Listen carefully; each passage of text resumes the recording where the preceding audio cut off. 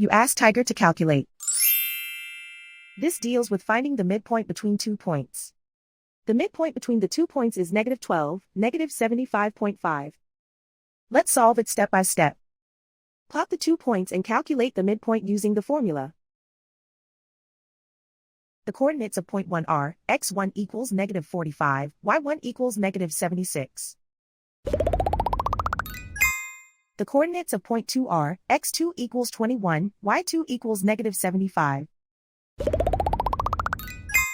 PM represents the midpoint of the 2 points.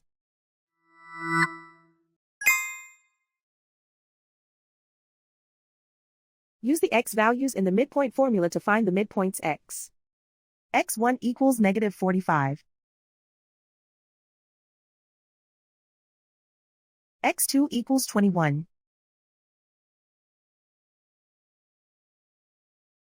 Simplify the arithmetic.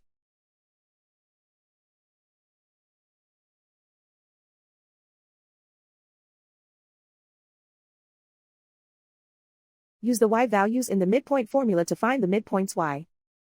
y1 equals -76. y2 equals -75. Simplify the arithmetic.